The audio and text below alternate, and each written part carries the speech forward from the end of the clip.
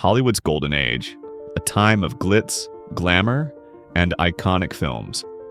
It was an era that defined the entertainment industry, bringing larger-than-life stars and groundbreaking stories to the forefront of culture. But beneath the shimmering facade, there existed a darker reality. The stars and creators who built this golden era carried secrets and engaged in actions that were far more sinister than any movie plot. From blatant racism to troubling private lives, the stories behind the silver screen reveal a Hollywood that was anything but picture perfect.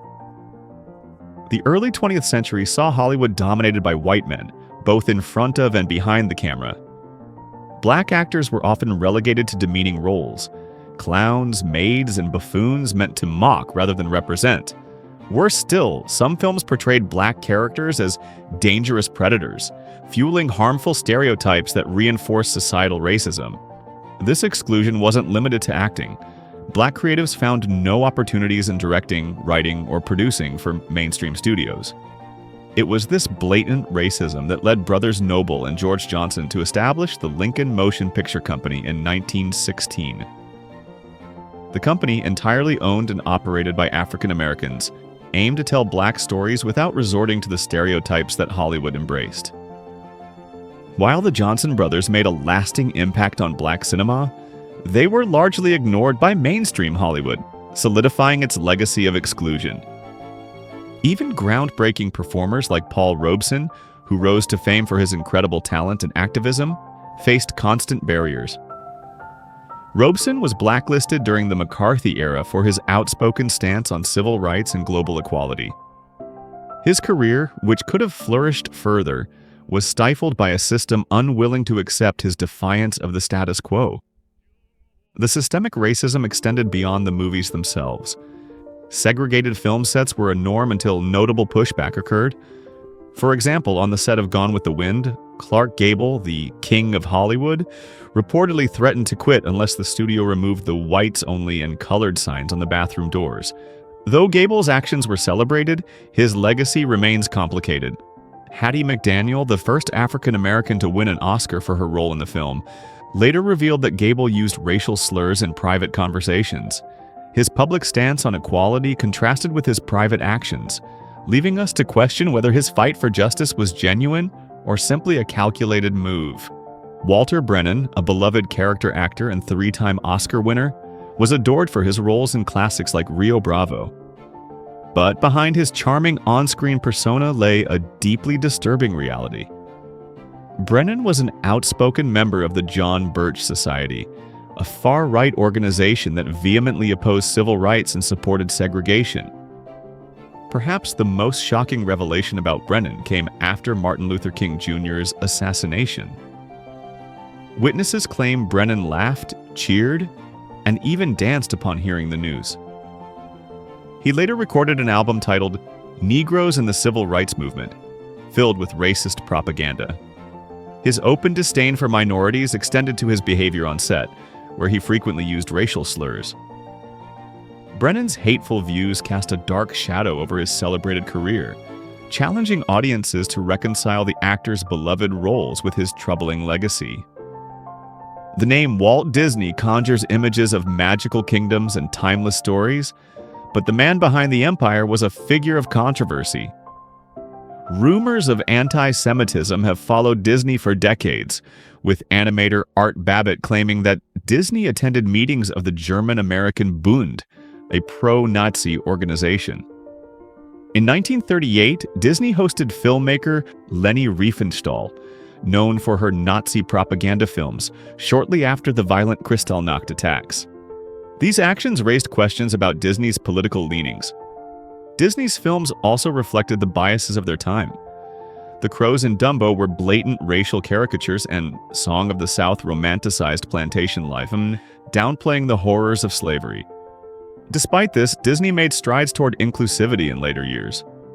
In 1957, he hired Floyd Norman as the studio's first African-American animator, signaling a slow shift in his company's approach. Disney's legacy remains a complicated mix of groundbreaking creativity and troubling prejudices, leaving fans to grapple with the man behind the magic. John Wayne was the embodiment of rugged American masculinity, a symbol of strength and independence who starred in countless westerns. But in a 1971 Playboy interview, Wayne revealed deeply racist and white supremacist views that shocked the nation. "I believe in white supremacy until the blacks are educated to a point of responsibility," he stated. He went on to dismiss the horrors of slavery, calling it a fact of life, and justified the oppression of Native Americans, claiming that the theft of their land was just a matter of survival. Wayne's comments sparked outrage and continued to divide public opinion.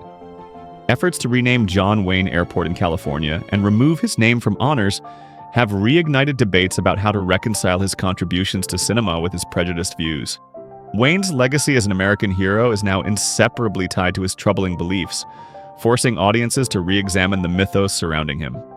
James Stewart was known as Hollywood's quintessential good guy, a wholesome figure who epitomized decency on screen. However, his private life revealed a more complex figure. On the set of The Man Who Shot Liberty Valance, black actor Woody Strode accused Stewart of making racist remarks, leading director John Ford to intervene and defuse the situation. Off-screen, Stewart's conservative values aligned with the anti-communist crusade of the 1940s and 50s. He reportedly provided names of suspected communists to the House Un-American Activities Committee, a decision that strained his friendship with fellow actor Henry Fonda. Though Stewart's patriotism was often celebrated, these actions paint a more nuanced picture of a man whose personal beliefs clashed with the values of equality and fairness he portrayed in his films. Charlie Chaplin revolutionized cinema with his innovative storytelling and iconic character, the Tramp. However, his personal life was far from admirable. Co-star Virginia Cherrill alleged that Chaplin made racist remarks during the filming of City Lights. Beyond these allegations, his relationships with underage women were scandalous even by the standards of his time. Chaplin married 16-year-old Lita Gray when he was 35, a relationship that sparked public outrage. Chaplin's political affiliations further complicated his legacy. While he famously condemned fascism and the Great Dictator, his leftist leanings during the Red Scare alienated many in Hollywood. Ultimately, Chaplin was exiled from the United States, leaving behind a legacy that remains a blend of brilliance and controversy. Fred Astaire was a symbol of grace and sophistication, dazzling audiences with his impeccable dance routines. However, his infamous Bojangles of Harlem, number in Swing Time, performed in blackface, reflected the insensitivity of Hollywood's golden age. Though Astaire collaborated with black performers like Bill Robinson, his private remarks revealed a less inclusive attitude. Astaire's actions mirrored the norms of his time, but they leave a troubling legacy for fans who admired his elegance and charm. While his contributions to cinema are undeniable, his participation in racially insensitive practices serves as a stark reminder of the prejudices embedded in Hollywood's history. Katherine Hepburn, celebrated as a symbol of strength and independence, also carried a more complicated legacy. During World War II, Hepburn reportedly harbored anti-Japanese sentiment, a reflection of the widespread biases following Pearl Harbor.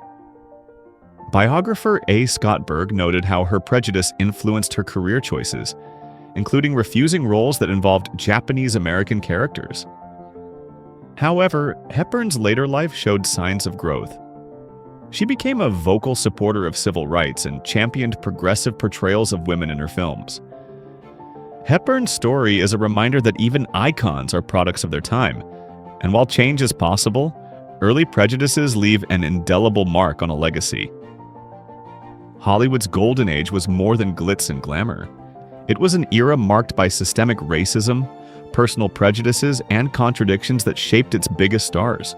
From Clark Gable's double standards to Walt Disney's complicated politics, these stories challenge us to rethink the icons of the past. Can we separate their art from their actions, or are they forever intertwined? As we reflect on these revelations, one thing becomes clear. Hollywood's golden age wasn't as golden as it seemed. The shadows of prejudice, exploitation, and inequality still linger, forcing us to confront uncomfortable truths about the entertainment industry's history.